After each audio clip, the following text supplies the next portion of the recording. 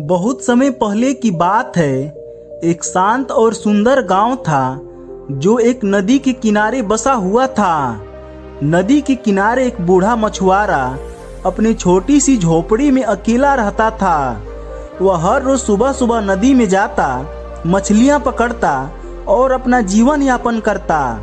उसी गांव में दो युवक भी रहते थे, राकेश और महेश।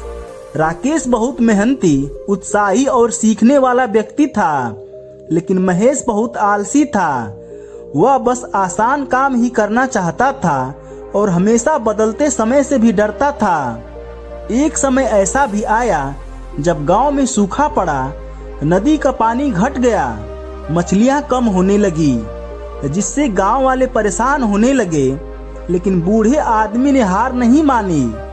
उसने गांव के कुछ युवाओं को इकट्ठा किया और कहा, बच्चों, समय बदल रहा है और हमें भी बदलना होगा। इसलिए पानी इकट्ठा करने के लिए तालाब बनाओ और ज्यादा से ज्यादा मेहनत करो, तभी हम लोग बच पाएंगे। राकेश ने तुरंत हाथ बढ़ाया, लेकिन महेश वही पुराने तरीके पर टिका रहा। वह सोचता रहा, क्यों परेशान होते हो, सब ठीक हो जाएगा। समय धीरे धीरे बीतता गया। बूढ़ा आदमी और राकेश ने मेहनत की और तालाब बनकर तैयार हो गया। अब तालाब में मछलियां भी आ गई। गांव में फिर से खुशियां लौट आई। लेकिन महेश के खेत सूखते रहे और व्यवसाय ठप हो गया और वह हर दिन दुखी और हताश होता गया। एक दिन महेश उदास और थका हुआ बूढ़ा आदमी के पास आया और बोला, दादाजी, यह सब मेरे साथ क्यों नहीं हुआ? बूढ़े आदमी ने मुस्कुराते हुए कहा, बेटा, जीवन का नियम यही है, परिवर्तन अनिवार्य है। जो बदलाव को अपनाता है वह समय के साथ आगे बढ़ता है और जो बदलाव से डरता है वह पीछे रह जाता है।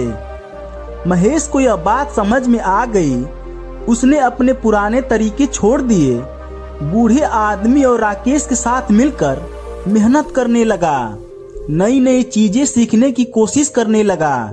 धीरे धीरे महेश का जीवन सुधर गया। अब वह भी मेहनती, उत्साही बन गया और समय के साथ चलने वाला व्यक्ति बन गया। दोस्तों, इस कहानी से हमें यह सीख मिलती है कि जीवन में परिस्थितियां हमेशा बदलती रहती है। कभी सुख आता है तो कभी दुख, कभी अवसर आते हैं तो कभी चुनौतियां।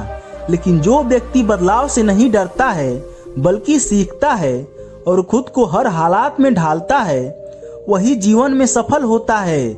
क्योंकि जीवन में परिवर्तन को अपनाना ही हमारी सबसे बड़ी ताकत है। समय के साथ बदलो, सीखो और आगे बढ़ो, क्योंकि यही संसार का नियम है। तो दोस्तों, अगर आपको यह कहानी पसंद आई हो तो लाइक व कमेंट करें, अपने दोस्तों के साथ शेयर करें और चैनल को सब्सक्राइब करें। धन्यवाद।